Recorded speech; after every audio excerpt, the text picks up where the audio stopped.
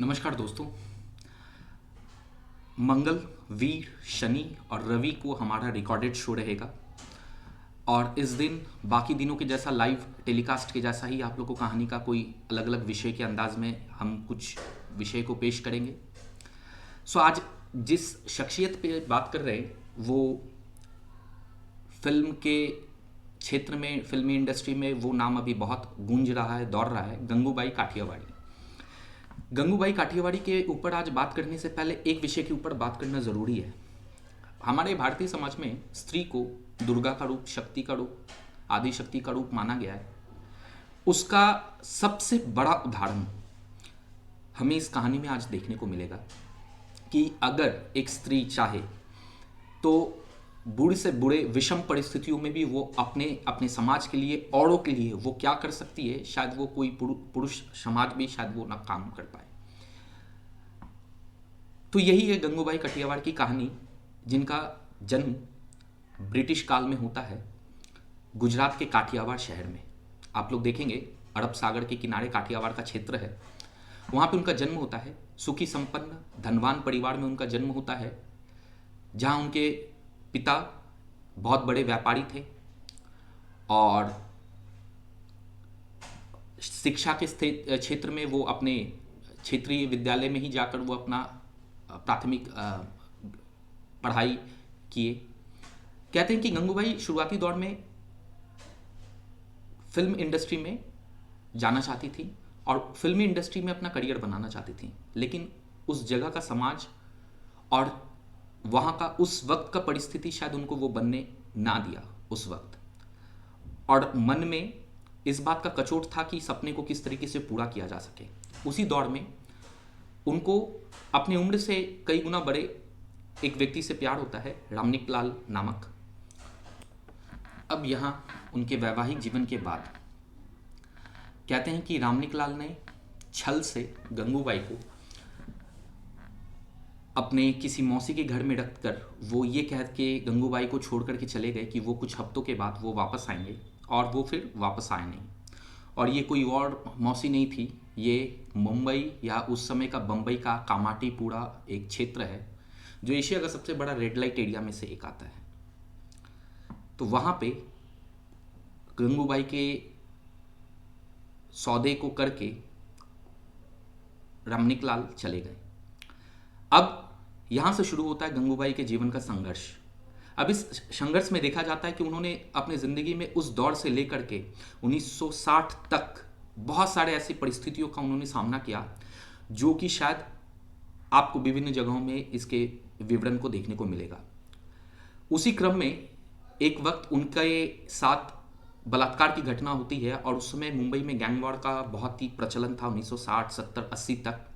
और उस gang war के क्रम में किसी एक गैंग के सरगना के कोई व्यक्ति ने गंगूबाई के साथ बलात्कार किया और उस बलात्कार के एवज में गंगूबाई को इस बात का इतना ठेस पहुंचा मानसिक रूप में कि उन्होंने सोचा कि इसका किस तरीके से बात का बदला लिया जाए। और उनको ये बात पता था कि ये जिस व्यक्ति ने किया है वो उस वक्त के मुंबई के अंडरवर्ल्ड डॉन करीम लाला के गुर्गे में शामिल था। और करीम लाला उस वक्त सबसे मुख्य बात के लिए जाना जाता था इंसाफ। तो गंगूबाई ने सोचा कि यहाँ जिस जगह पे वो दलदल में फंसी हुई है उस जगह के लोग उनके ऊपर विश्वास करते हैं, उनको पता है कि वो वहाँ से तो जाएगी नहीं। तो उन्होंने उस विश्वास के आधार पे उस जगह से कुछ वक्त के लिए निकल करके करीम लाला के पास पहुँचती है इंसाफ मांगने के लिए। और करीम लाला को अपने ऊपर बीते हुए आप बीती को सारा घटनाक्रम में बताती है। और करीम लाला उसके बाद गंगूबाई को आश्वस्त करवाते हैं कि इसका उनको इंसाफ मिलेगा। और कुछ दिनों के बाद करीम लाला ने अपने बातों को पूरा किया। कहते कि उस वक्त से गंगूबाई को करीम लाला ने अपनी बहन के रूप में दर्जा दिया। और यहाँ से फिर गंगूबाई का उस पूरे कामाटीपुरा क्षेत्र में एक एकल दबदबा शुरू होता है। उस एकल दबदबा में हमें देखने को मिलता है कि पूरे क्षेत्र में गंगूबाई का एक प्रतिष्ठा, एक हुकूमत कायम होती है उस वक्त, क्योंकि उनके साथ करीम लाला जैसे उस वक्त के बड़े अंडरवर्ल्ड डॉन के नेतृत्व शायद देखने को मिला। और इस चीज़ को देखते हुए फिर गंगूबाई ने क्या किया, उस वक्त 1960 से लेकर के उनका उस वक्त सबसे बड़ा मुख्य मुद्दा था कि जिस तरीके से शुरुआती जीवन काल में उनके साथ छल हुआ, धोखा हुआ, और वो जीवन में जो आगे बढ़ना चाहती थी उस एक जीवन के उभरते दौर में उनका जीवन का एक इल्लीला समाप्त जीते हुए भी हो गया। वो देखते हुए वो चाहते थे कि वो कामाटीपुरा में कोई भी एक ऐसी लड़की को उस दलदल में नहीं गिरने देना चाहती है कि जिस तरीके से उन्होंने अपने जीवन में संघर्ष किया और जो धोखे, जो षड्यंत्र का शिकार बनी, वो नहीं चाहते थे किसी और के साथ हो। इसी को देखते हुए गंगूबाई ने कामाटीपुरा क्षेत्र में नियम को और कानून को इस जगह को इस बात पे लागू किया कि कोई भी ऐसा अगर करता है तो उसके ऊपर फिर कार्रवाई गंगूबाई की तरफ से होगा। और ये हुकूमत और ये खौफ था उस वक्त के वहाँ के सभी क्षेत्र में कि कोई इनके खिलाफ ये हरकत करने की कोशिश भी नहीं करता था। तो ये एक ऐसी शख्सियत की कहानी है कि जो एक बूढ़े से बूढ़े दलदल में फंसने के बावजूद भी समाज के लिए एक ऐसे मिसाल का काम की जो आज भी नाम किया जा रहा है। और शायद उसी का ये परिणाम है कि उनके ऊपर ये संजय लीला बंसाली के द्वारा ये फिल्म को निर्मित किया जा रहा है। तो ये एक बात रहा। और उसके बाद कहते हैं कि गंगूबाई ने